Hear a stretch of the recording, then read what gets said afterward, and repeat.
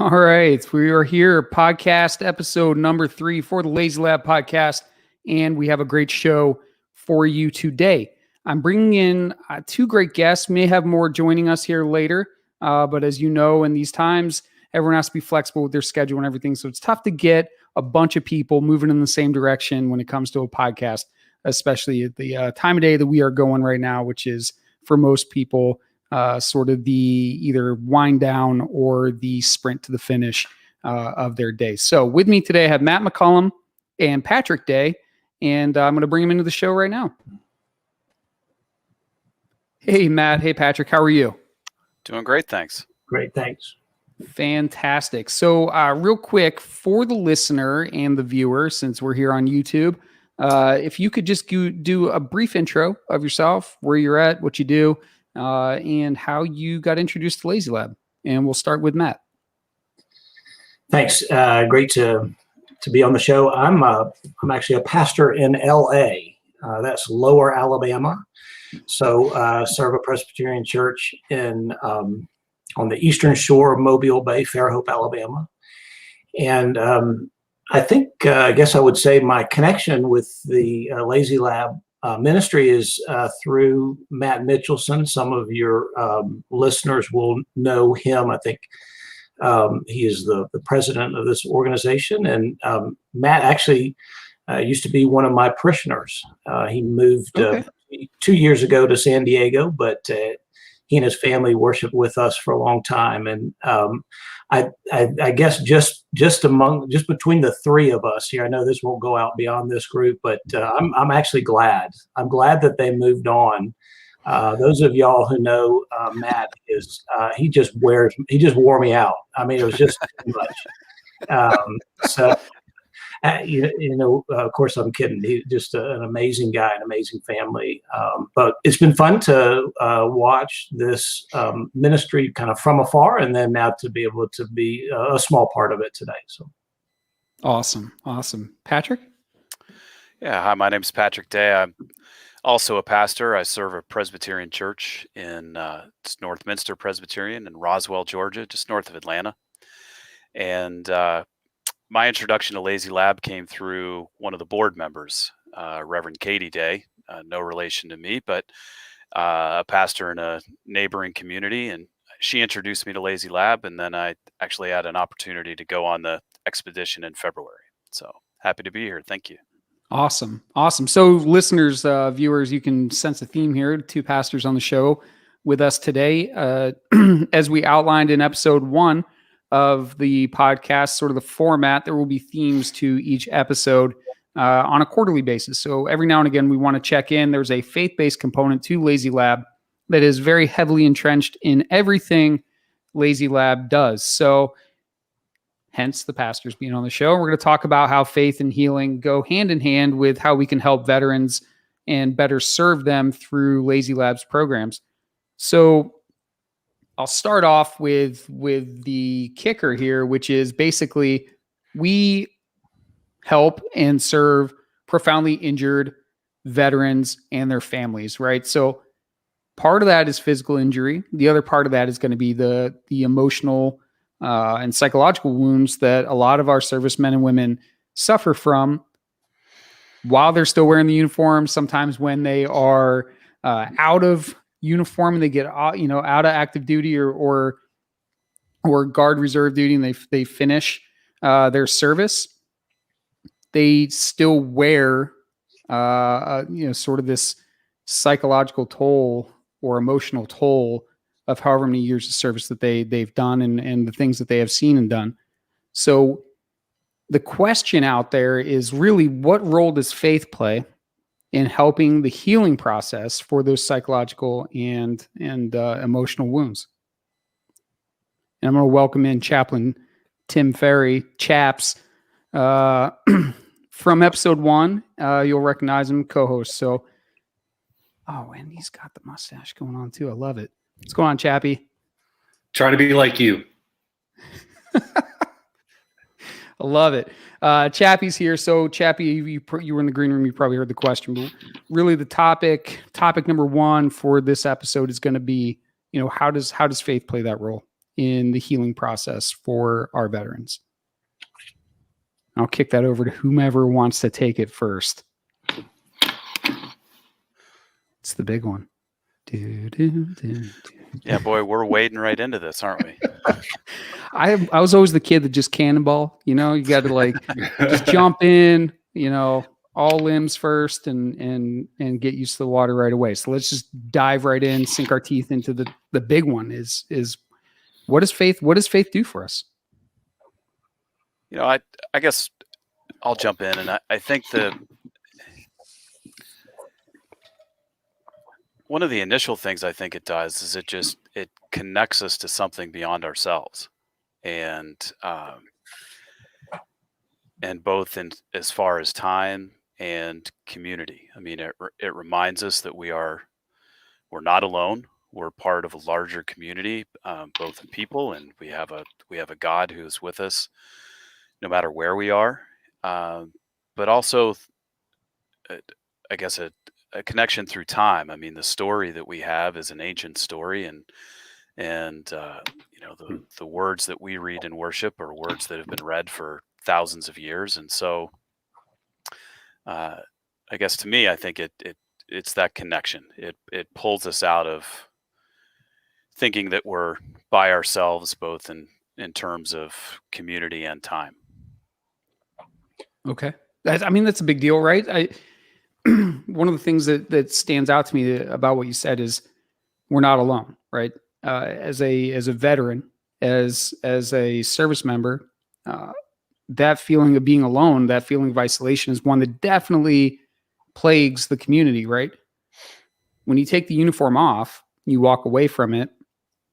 There's sure the first couple months where you're still in contact with the men and women you served with, but those numbers start to dwindle as they stay continually wrapped up in the machine of the military, moving forward, going on to their next assignment, going on to promotion, going on to bigger and better things in their careers. And you kind of feel left behind, you kind of feel alone. You're kind of left wondering, what did I do? And then you're left with the memories and the thoughts and all that stuff. So faith kind of plays a part in reminding us you're never alone, right? Chaps, you look like you got something profound on your mind right now. He's on mute. He's still on mute. Yeah. There we go. Yeah, I see this all the time with guys I've served with. My first tour, or actually my third tour in Iraq, was with an infantry unit, and a lot of those guys had been with Third ID and had been deploying over and over and over again. And, they had 3 and 4 deployments and weren't 30 years old yet, to combat zones. And and then they got out, but there was, and then there was this sense of, oh my, now what? And I see the problem that you're talking about so much. It's not just a loneliness issue. It's an identity issue, because sure. From the time they became an adult, for the next decade or maybe more or less, that was their identity. Who are you? I'm a soldier, the 3rd Infantry Division. I'm an infantryman. Yeah. I'm a tanker. That's who I am. And then to have not just that identity taken, but that culture taken away from you. Just the whole idea of, hey, don't go walk on the grass. That's, just the silly little rules that are in our subculture of the military. And just that, and civilians will make up an answer. If they don't know an answer, they'll make one up. And it's so antithetical to the way, military types think. There's a loneliness and an identity issue that's really that's difficult to crack as that transition is made. So what is? Hold on a second. There's a theme, right, that we're talking about. We're talking about loneliness. We're talking about faith. I'm looking at Matt, right, because you probably have a unique perspective in that it's different from from Patrick or from Chaps, as far as like what does the civilian mindset think like when it comes to loneliness? What's the advice or guidance that we provide for someone that comes in who's kind of dealing through it? Military is not alone in dealing with emotional and psychological trauma, right? We're not alone in dealing with we're not the only demographic that deals with loss. We're not the only demographic that deals with losing our way or not feeling part of. What do you do for those folks, or what do you say to them when they come to you with not really knowing how to fix or even pinpoint how they feel? It's almost a wayward soul type feeling. You don't really know what it is. You don't know how to explain it. You just know you don't feel like yourself, right? You don't feel understood. Maybe, you kind of just feel lost. How do you help that person? Yeah. I think the role of faith in I guess I think kind of the everyday life looks to me like just what does it mean to trust in God, to live for something bigger than yourself in kind of regular stuff. So, pastors, we deal with relationship stuff, we deal with money stuff, we deal with folks who lose employment. I mean, it's just regular life stuff. But if you think about, I mean, just what would the role of faith be in terms of your financial life? So, some of us, when it comes to money, we hoard it. Some of us, we can't hang on to it. Some of us obsess over it. And so whatever that is for you, to have a relationship with God, to know that God will be there for you, to give you power to do what you can't ordinarily do on your own, that you'll be able to trust him in that part of your life, that you might even get to be generous with your money because of your faith. Let's say you need to have a hard conversation with somebody, and you're worried about what that person's going to say to you, so you either you go into avoidance mode or whatever it may be. But instead, God through the Holy Spirit will give you the strength to speak the truth in love, or whatever it is. It's some ability in some area that you don't feel like you're able to do. You don't feel like you're able to take a risk, and so you ask God to give you the strength that that you don't have on your own. So I do think Sure. Faith plays a part for those deep wounds that we all carry, and especially the soldier carries. But it's how we deal with regular life too. No, I like that. One of the things that my wife and I always talk about is no matter how hard it gets, it's already planned for us, right? We already, we're not being given anything that's insurmountable. We're not being given anything that we can't get through with a little bit of faith and some prayer. And, sometimes you have to ride those lows and trust before it gets better. Right. And that to me is one of the biggest tests of faith, but it's also those times where you are at that point where you really should be leaning on your faith, that it gets stronger, right? It's that adversity, those adverse moments that you face in life, however many you are faced with, that your faith really comes in and pushes you to have a better relationship with God, right? So I think one of the threads that we should probably pull on here is what does that look like? What does it look like to lean on your faith? What does it look like to lean on other people? And the road I'm going down here is towards community, because I feel like that's what Lazy Lad offers, right? It's offering a community. It's offering a team, a group of people. It's offering, like-minded individuals who, when I say like-minded, I mean they are all believers, right? Everyone that participates in Lazy Lab is an active, faith-loving, God-loving, faith-based person, right? Who wants nothing more than to show you love and make you feel welcome. So what does that mean to someone who is not religious, who just served 20 years in the military, who is leaving the military with horrible atrocities that they've witnessed that have left lasting wounds or scars on them? And how can that community really help them and push them?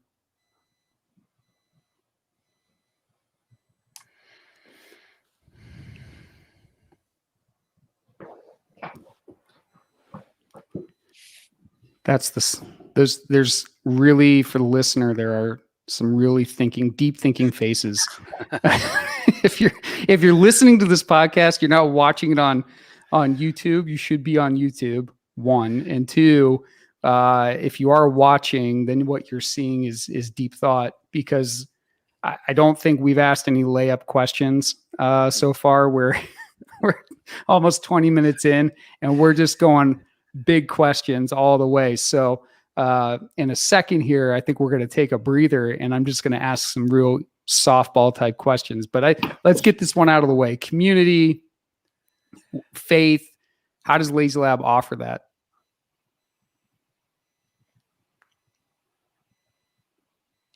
Is it the hunting? Like, does hunting play a part? It's the outdoors. I know we cut, Chaps, you had a great quote about the outdoors in episode 1 that got some fan love as far as the stars and the vastness of the night sky. Yeah, one of the things that being outdoors does for us is it forces us to see the vastness of creation, and we are designed for worship. We're designed to respond that way. I think something else that, and I think this is a benefit for those of us, both of those of us that are, with Lazy Lab all the time, and those that we minister to, there's incredible value in getting outside of yourself. When we in studying counseling, one of the things they talk to you about is, part of what helps folk is to get out of that, to go serve others is amazing therapy, and to be alongside others who know your struggle. Sometimes it's hard for for veterans to talk to people that haven't been there.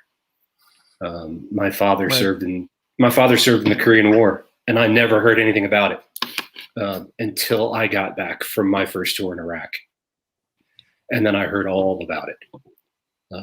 But I had joined the fraternity, so to speak, and gotten that permission. I think, that what we call incarnational ministry, or just ministry of presence.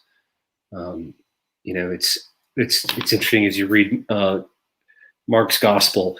So many of the stories are prefaced with, and as they were going, and as they were traveling, and as they were walking, there's all these action verbs. But there's the stuff that goes on during the action verbs. That was the point of what Mark was talking about just, Jesus being with people, being with the ones that need him. And to me, that's one of the things I love about our opportunity, is just the opportunity to sit in the deer stand and talk about what comes up, and not talk about what doesn't. If they're not ready, just to be there and be at peace.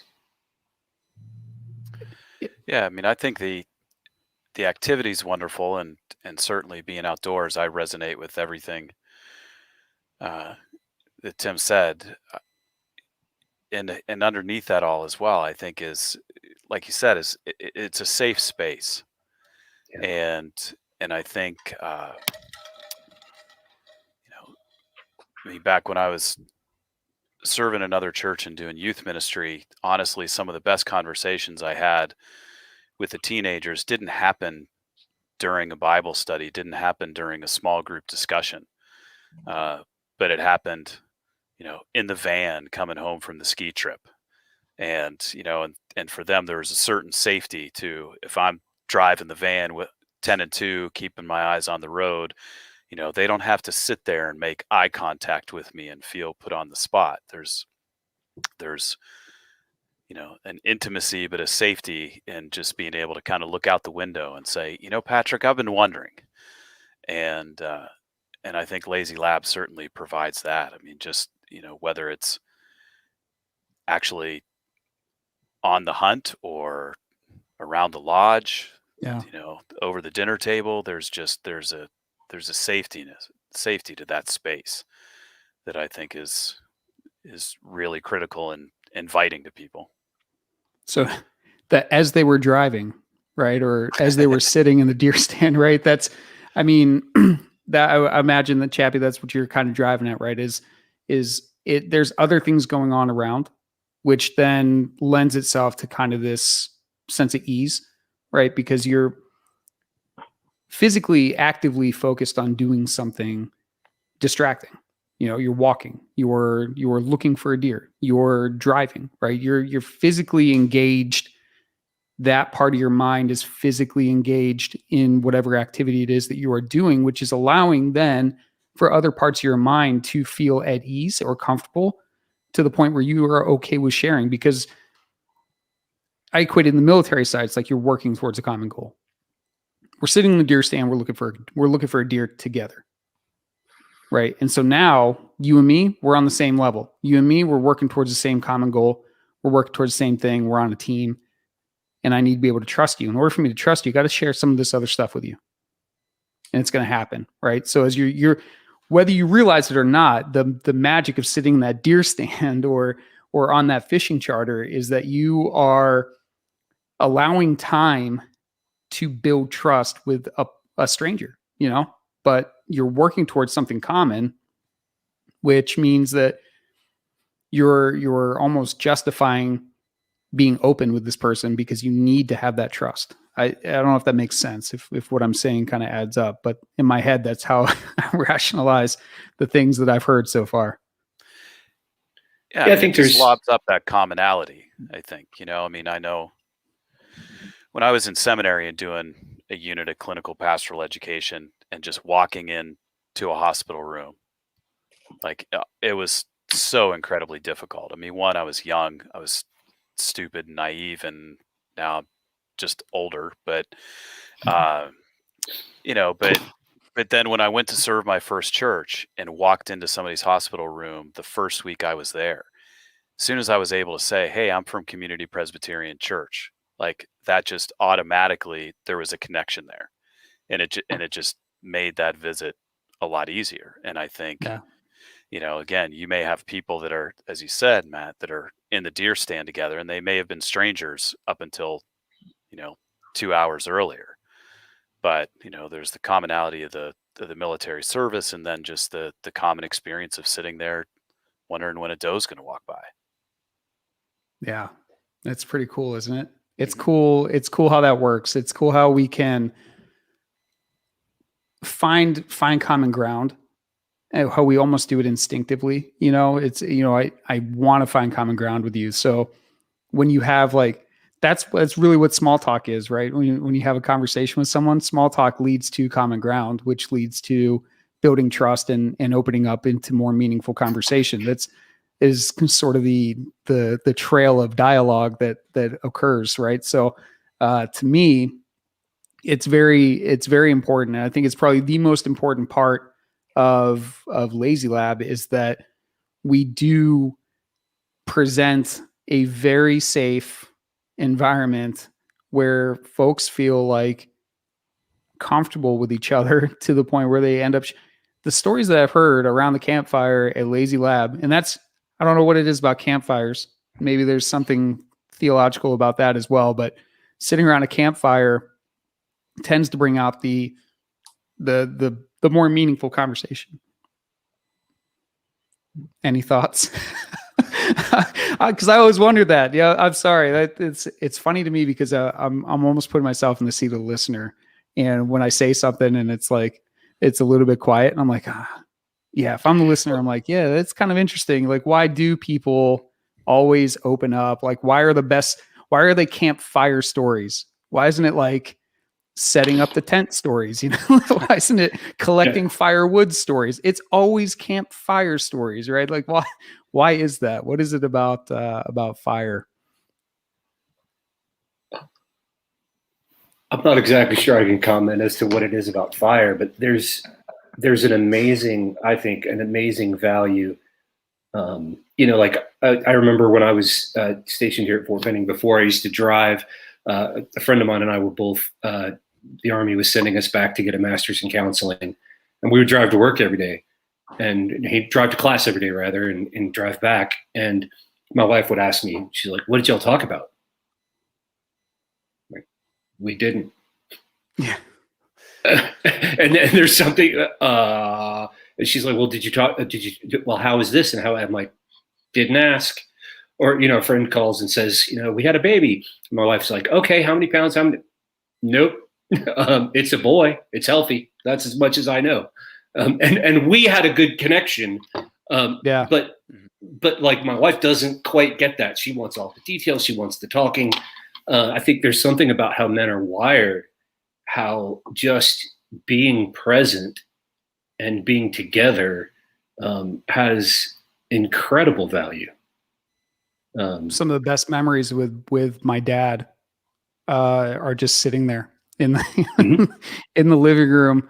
Mikamoto auctions or something is on TV. We're just sitting there, not really saying much, but it's you leave there and you're like, that was quality time spent to me. Like, it just was relaxing and got to hang out with my dad, so it's the same in the deer stand.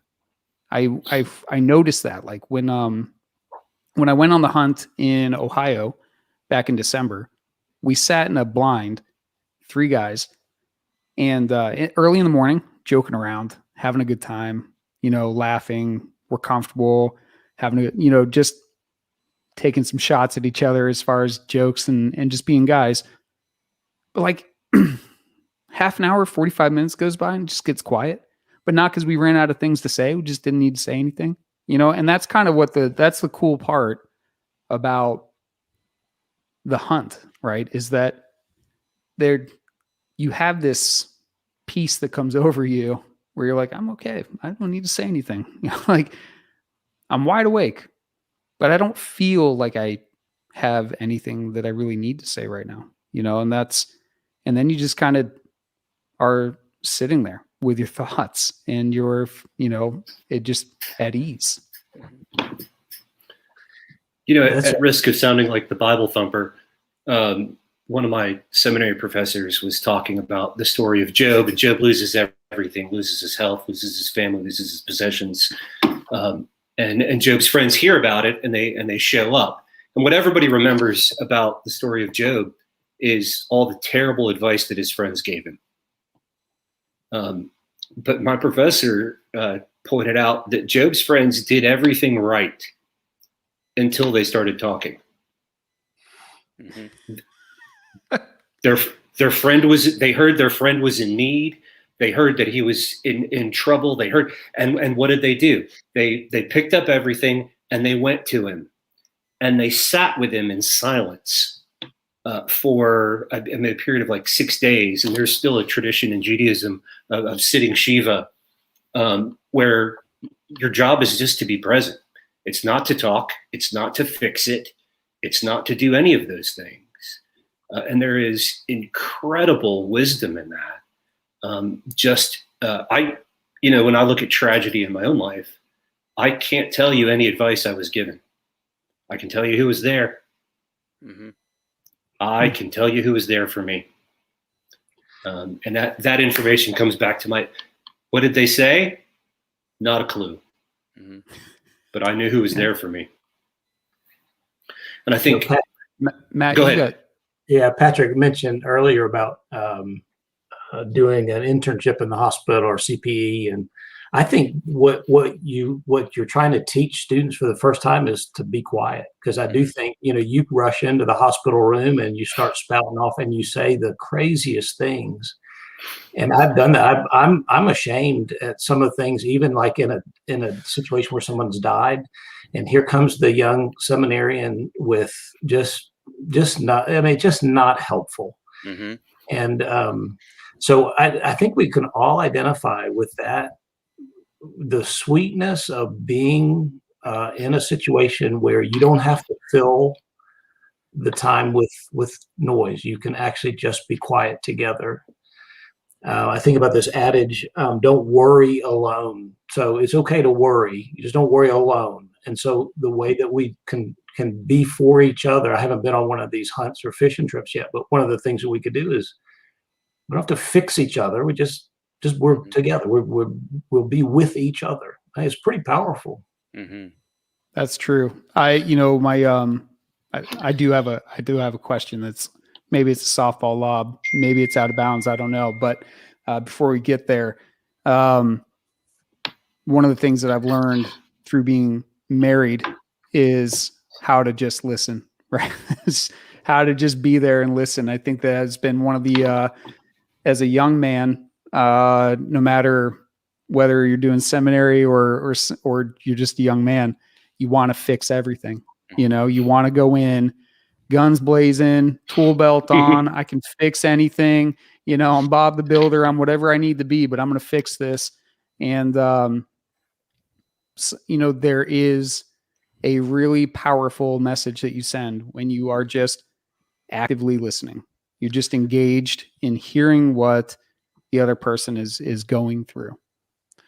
Well, that's one of the first things I tell people when they're grieving is just get ready, because people are going to say some really stupid things. And just receive it with grace, and know that they're trying to make you feel better, but there's nothing that's going to automatically make you feel better, but they're going to try. And the more they try, the dumber it's going to sound. And so just be gracious and kind of to Tim's point, just remember then that they're there. I mean, maybe they're saying something wrong, but they're trying. And so just try to receive that in the way it was intended, because the words themselves are not going to be particularly helpful. So those are great points. Thank you, Patrick. Here's the softball question. And if it's out of bounds, just tell me, but what is like the craziest thing? You talk about seminary, going into hospital rooms. Do you mind sharing a story, a crazy story, something that you remember? Maybe a reaction that you got, Patrick, if you're saying like, take that with grace, like any situations where someone didn't take it with grace, and that's spoken from experience. Unfortunately, I could spend the rest of the time telling these stories, but I do. It was the first room I ever went into in my CPE unit, and I went in, all the lights were off, the air conditioning was blaring, so it was like 40 degrees. I stepped in, because you kind of had to step in to even see the bed. So I stepped in and saw the person like all curled up. So I thought, sweet, they're sleeping. I can just duck out. I can check it off as a visit. I can and just move Leave on. a note. Exactly. And just as I'm about to leave, the patient says, hello. I was like, oh. So I walked back in. I said, hi, my name's Patrick. I'm interning as a chaplain here. Just wanted to see how you're doing, but I can come back, and just still trying to make my escape. And the patient said, no, that's okay. Come on in. And I said, okay. So I walked in and I said, so how are you doing? And they said, terrible. People keep coming in, bugging me all the time. It's like,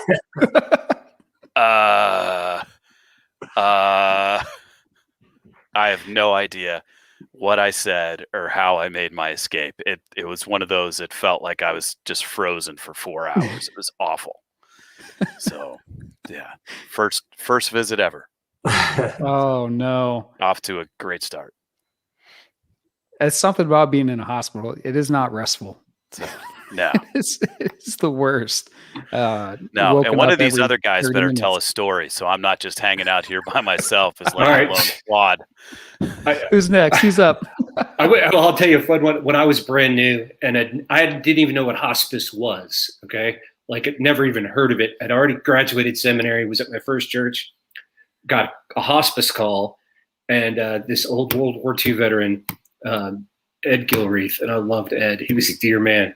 And I showed up at his door, and I knocked, and I opened the door and come in, and he like sits up. And Ed had been on oxygen the entire time I knew him. Like he carried it around. He points his bony finger at me and starts yelling, "It's not my time. You can't take me. It's not my time to die. I will not go with you." And I must have been white as a sheet. And then he just busts out laughing at me. He was messing with you. he was just messing. He was just having fun with the new guy. But as far as saying the wrong thing, when we were in seminary, my wife and I, we lost our first to miscarriage. And the ridiculous things that my fellow seminarians tried to say to us, in order to keep our own sanity, my wife and I, we like put up a bulletin board we called the Wall of Shame and just wrote down stupid things people said so that we could laugh at it instead of cry about it.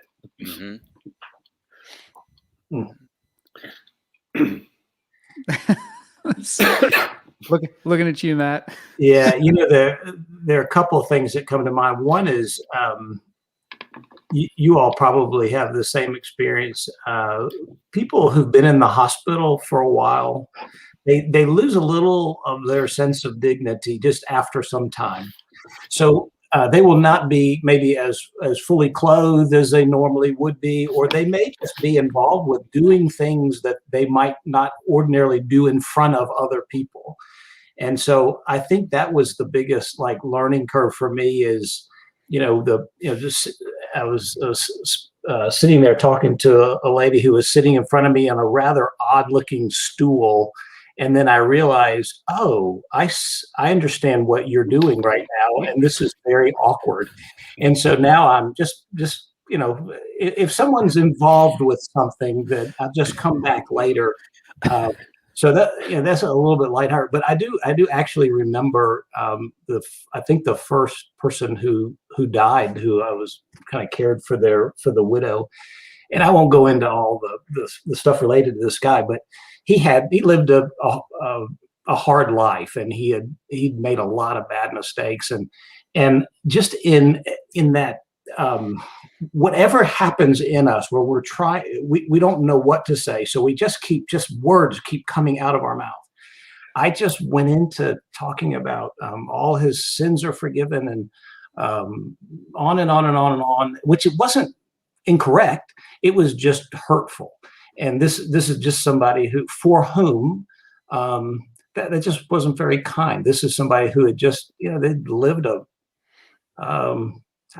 without getting into the details, just a hard life.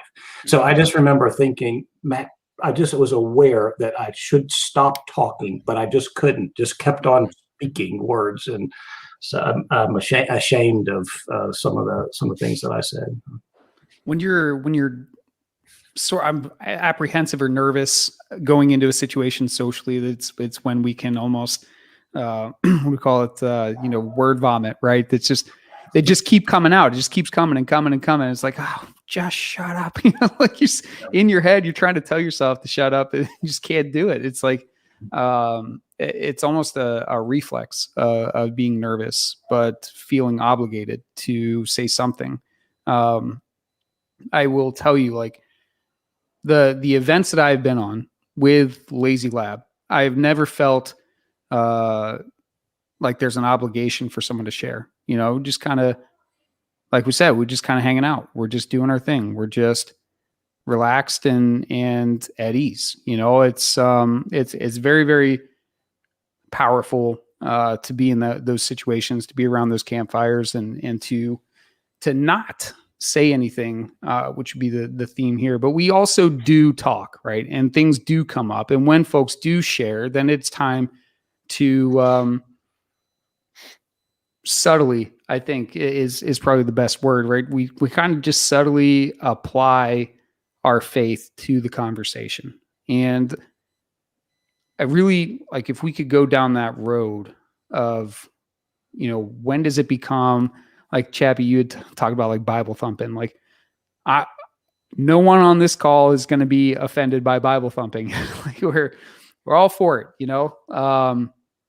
but there could be a listener that's like, I don't know, they're a little bit wary. Like we do not just serve veterans who are religious. We do not, very aware that sometimes we get some that are not.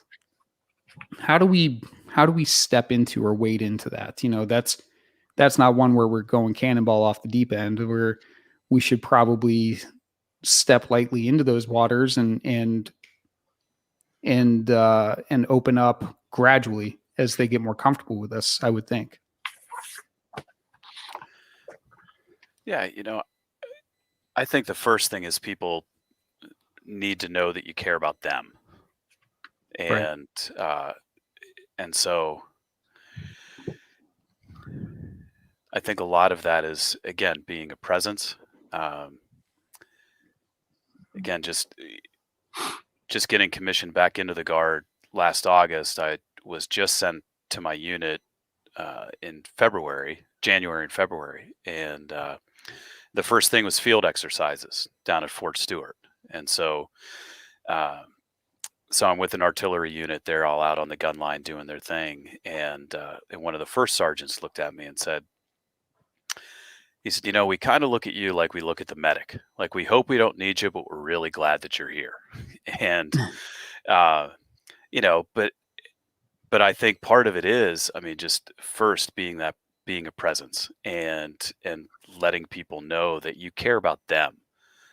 And that's, in a sense, your mission is to care for them, to nurture them before you try to, prescribe anything for them. And I think, again, the best way to be that presence is just to listen to as much as they're willing to share. And maybe if you can tell they want to share a little more, try to, ask some probing questions. But I think before we can really share faith, people need to know that we care about the people we're sharing that faith with, instead of just trying to win them over or sell them something, Sure. if you will.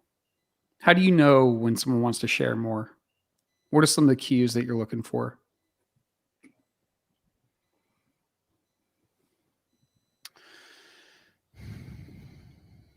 Tough question. I know. I don't. I don't know when. Absolutely. I don't look for. When I first came to ministry, one of my friends had told me, he was like, Tim, you can't do it all. Ministry's like baseball. When it's your time, get up to the plate and take your cuts, and then sit back down. Part of what's comforting about being a Presbyterian is our strong belief in providence, and that this ain't about me. So just allowing the Spirit of God to do His thing, and hopefully be used, or be available. But if you start looking for ways to interject, you almost end up trying to think about the thing you're going to say next instead of listening to what the other person's saying. And I think that's dangerous. But there's no cues. There's nothing like, do you feel it? Is it something that you kind of learn over time with experience of talking to folks who probably do have things that they want to share, but they don't know exactly who or how to share them?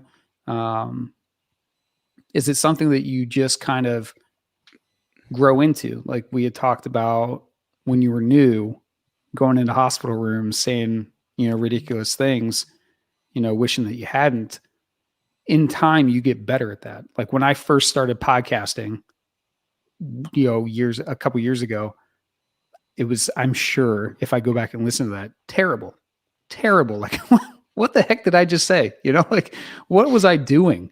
But when I do it now, I feel comfortable. I feel like I can read, a dialogue with guests. I feel like I know how to handle those pauses, those silence. When you ask a big question, let it sink in, let it be quiet for a minute, not too long, because this is an audio format for most people, but you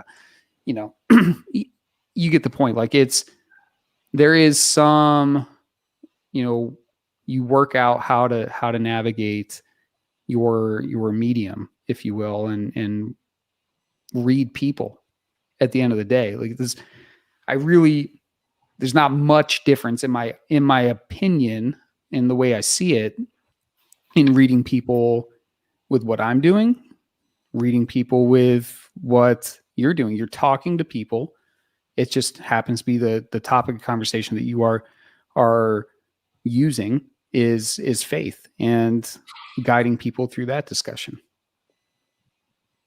I think for me, in the church setting, I am the one who is sent to the scriptures for a group of people on a particular Sunday morning. So there is some authority in that, and I'm entrusted to bring something thoughtful. But at the same time, I'm a fellow traveler. I'm a fellow struggler, and so I try in my teaching and preaching to be somewhat vulnerable, hopefully appropriately vulnerable, so that they recognize that this is. There's not condemnation here. This is not about I guess my faith isn't very strong compared to whatever, or I guess I shouldn't worry so much, like whatever. We're just kind of, we model that. I think that we struggle with these things as well, and then hopefully that you're a part of a community. These are this idea of friends of the road and friends of the heart is something I borrowed from somebody else, but I think is helpful. Those are the friends of the road, or people that you just kind of happen to be doing life with for a little while. But friends of the heart are people that you have deep relationships with. You have given permission to speak truth to you. You share your heart with, and then you just ask the Holy Spirit to open those times when somebody might be ready to come and to share with you, and you with them. But I know, at least for me, for my ministry, there has to be some level of vulnerability and recognizing that we're all just trying to make our way here. I like that. Grace was one of the themes that we were discussing in the green room before we hit record on this episode, and it just seems appropriate, a topic to discuss, because a lot of the people who wore the uniform feel, I'm going to go back to Matt, what you had said about that first person that died, and the things that you said, and feeling ashamed, right? That's not like a unique thing when it comes to, there's a parallel there with folks that wore the uniform that have had to do things that, are contradictory to their faith, maybe even, right? So taking the life of another human being, right? Feeling ashamed of the things that you've been asked to do for your country and for the flag and for the uniform. And one of the things that Lazy Lab, I think, offers is that grace. I think grace is in knowing that there's some sort of forgiveness, if you will, to the actions that you may be haunted by, right? I don't know if I'm articulating this the way that I want to, but if you want to step in and bail me out here, if you understand the thread that I'm going down, we're uniquely positioned in wearing the uniform, where we are asked to wage war and take the fight to the enemy. and we are asked to take life, and that is something that is not aligned with faith per se, right? We should not be, thou shalt not kill, right? It's kind of how do you balance that? How do you come to grips with that? I think it's additionally difficult because of if you look at the culture that we're ministering to, it's very much a meritocracy. It's very much do well, get promoted, get ribbons, do poorly, get punished, get put out. It's entirely, there's not a lot of room for grace in the military. As the chaplain, I'm constantly pushing against that and trying to get commanders to be gracious, to be forgiving. But that's not how our culture is built. We are very much a meritocracy, and grace is a hard concept, especially given those that we seek to minister to. Exactly my point, right, Chappy? Like it well put, because imagine on top of the things you are asked to do in uniform, on top of the things that maybe, those that we are ministering to, those that we are serving, some of the things that they've had to do. Imagine also growing up or living in your professional career, the way you make money and provide for your family is an environment or a culture void of grace. And what kind of emotional toll does that take on a person to live in an environment, to live in this landscape where there is not much grace given for anything? Like Chappy, if that mustache was past the corner of your lips, no grace. Like you're out of regulation, right? You're out of order. So it's I was actually corrected yesterday because it came down a little bit too far, and I trimmed that up. Right. So my point exactly. And Chappy's point before that, right? There's very little room for graciousness, for grace, for forgiveness, for folks to be people, to be human, to make errors. And that's because the margins of life and death at the tip of the spear are so fine, right? That that's why the culture is the way it is. But that all encompassed takes a toll on the service member. And thus the question. How do we broach the topic of grace and introduce that to people who have grown up in an environment without it?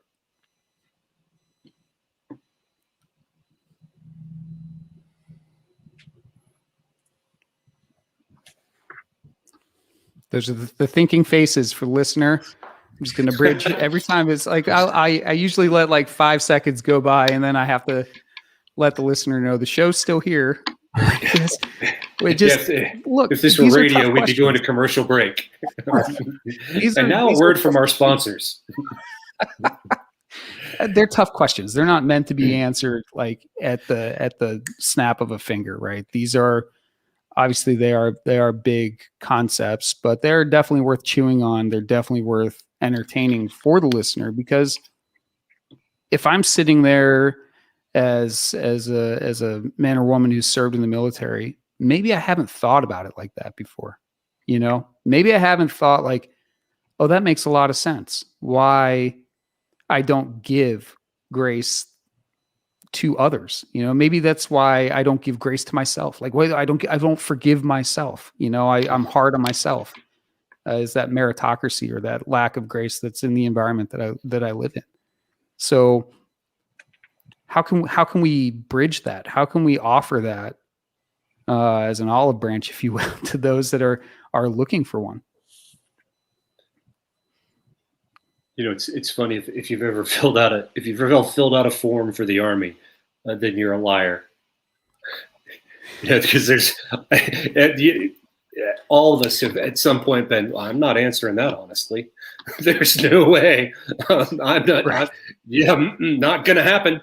Yeah, I don't need my security clearance revoked. Thank you very much. And we are like, you're thinking second and third order of effects of that question, and you're like, nope. Yeah. And one of my favorite sayings is, I'm not a holy Joe, as they used to call the chaplain types back in the day. I'm a beggar telling other beggars where I found bread. And a lot of the way that you start the conversation about grace is being honest about your own need for it. The chaplain walks in and everybody stops cussing, no, I'm a sinner too. I'm on this journey with you. I'm not over there going, come to where I am. Mm-hmm. I'm saying, hey man, walk with me. And I think that mentality has helped in some ways. God has used that to have those conversations about grace, about my own need for it, and all of our need.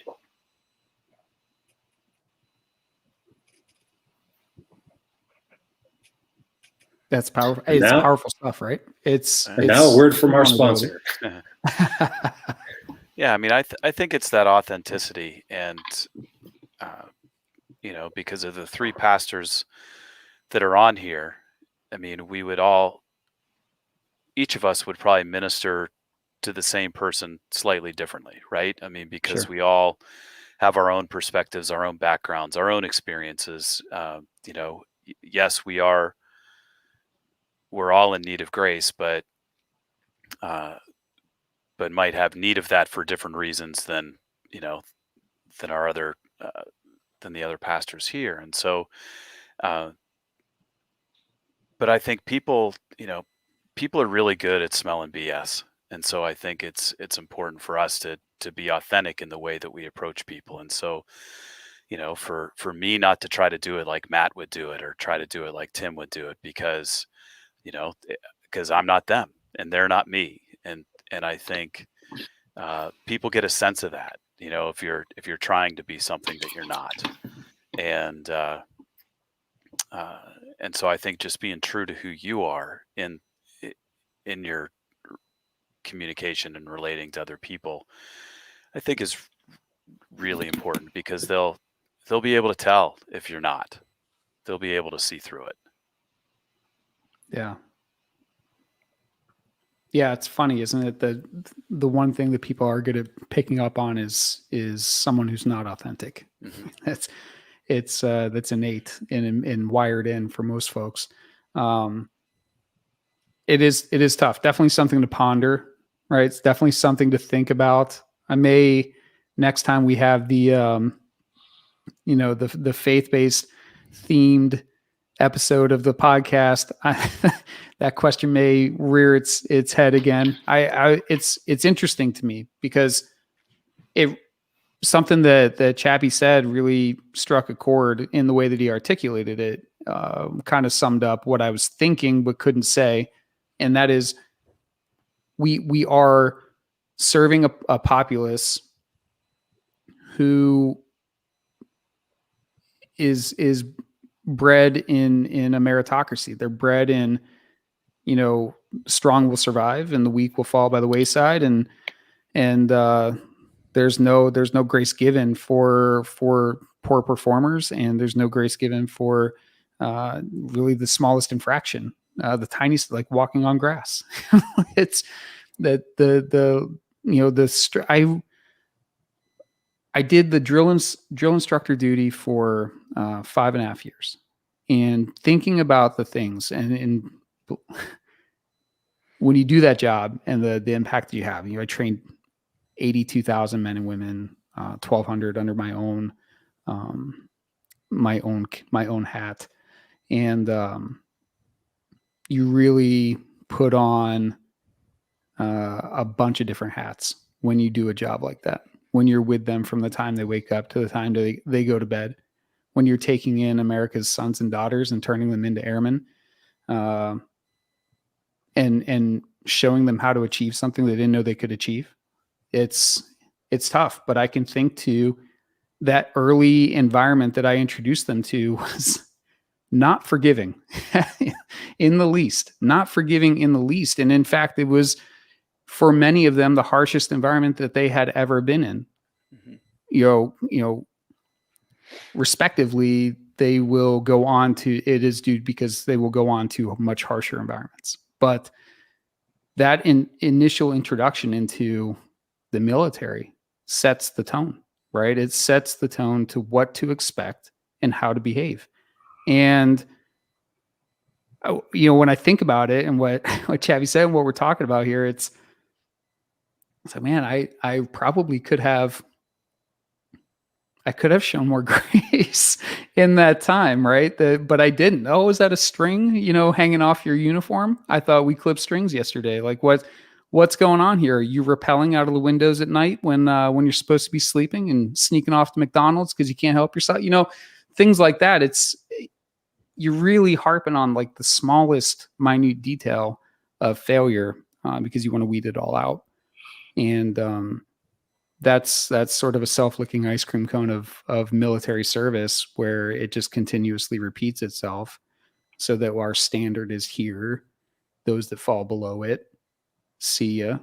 Those that rise above it, that's the new standard. It's just, and we continue to raise the bar that way. But man, that really messes people up, I think, on the tail end of their career in how they gauge and evaluate, how they engage with the rest of society. When you talk about the gap in understanding between military veterans and civilians, and how you have this sort of cultural divide, you have civilians saying, man, that military member, that veteran's squared away. I want to hire that veteran because they'll show up on time and they'll have a high standard and they'll be respectful. And, and the veterans going, man, I really can't stand civilians because they go to work late. They don't work out. They only care about themselves and money, and it's just, there's some cultural stuff there. And I think that we receive that in Lazy Lab, and we should understand how to address that topic of grace and bridging where they're coming from to where they are now. Matt, I've been quiet in this part because I didn't serve in the military, but I have my oldest boy is in the Army National Guard. And so after graduation, family was there, of course, and we were walking him back to the barracks, and we decided to cut across the grass. I did not realize that was at least that part the McCollums can identify with a lack of grace.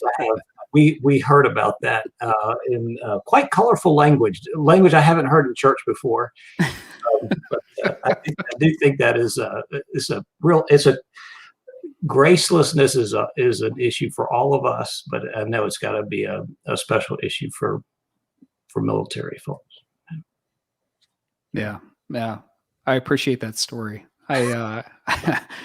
Many a family I have yelled at. You might have been the one. Yeah. We had staff parking. This is when I was in an instructor role versus pushing flights, as we call it. I had a family that parked in the staff parking lot. And so I decided, I knew when the ceremony was going to be over. I knew when they were going to have to leave that staff parking lot. And I positioned myself in that staff parking lot for when that ceremony was over so that I could address the infraction with no grace. And not towards the family, but towards the airmen, right? And you are responsible for your visitors. Oh, it's like, oh, brother. But they'll always remember that story, won't they? They'll be telling it for the rest of their life. So gracelessness is definitely a theme, right? It's one that we should probably think about, take away from this as we look at time to kind of wrap and call episode 3 in the books. I will give it around the table for closing thoughts. Chap, you'll close us out with some prayer, and we'll go our separate ways. Matt, any closing thoughts? Well, maybe just as we've been thinking about kind of finding community and dealing with hard things, and I guess the thing that came to my mind was, when you think about those times that God has grown you, if you just kind of take a personal inventory, my guess is, if you were to say, when did I grow most spiritually, it wasn't when things were going well. It wasn't when life was easy. It tends to be in the midst of those storms, right? It tends to be when things, when you get to the end and you realize you just kind of can't go on, and then you realize that you really don't have options other than to turn to God, and you find that that God is faithful. And so I just think about folks out there who may be listening to us right now, who are going through something right now. They're suffering. I believe God wants to do something in your life. I think God wants to help to form your character. And we know at some point those storms will come up. And so trust God. Don't worry alone. Look for brothers and sisters in Christ who can walk that journey with you. And grateful for the ministry of Lazy Lab. Awesome. Thank you, Patrick. Yeah, first of all, just thanks for the opportunity to be here, to get to know you guys a little bit. I'm grateful for it. Again, I just, the whole idea of community, connection, relationship is something that just, strikes me deeply, and I think is critical in ministry in general. And one of my favorite passages is just a short little verse out of Galatians. It's in chapter 6, verse 2, bear one another's burdens, and in this way you fulfill the law of Christ. And I think that's what we're called to do in ministry in general. I love the sort of circular nature of that, because it's not just take someone else's burdens, but it's bear one another's burdens. Again, walk alongside somebody else and share the load there. And I think, based on what I've learned, what I've had a brief opportunity to see, I think you guys at Lazy Lab are doing a great job of that. So thank you for what you're doing. Absolutely. Thank you. Chappy? All right. Let me close this in prayer. Father in heaven, we thank you for the opportunity that we have to serve others. We're mindful of Paul's words to the church at Galatia, that we are not to grow weary while doing good, for in due time we will reap a harvest if we do not lose hope. So we ask that you would help each one here and everyone involved with Lazy Lab to not grow weary, to continue to serve one another, and to fulfill your law by demonstrating love towards one another. I ask these things in Jesus' name. Amen. Amen. Thank you so much. And thank you, gentlemen, for being part of the show, for being here with us and sharing your wisdom, your thoughts.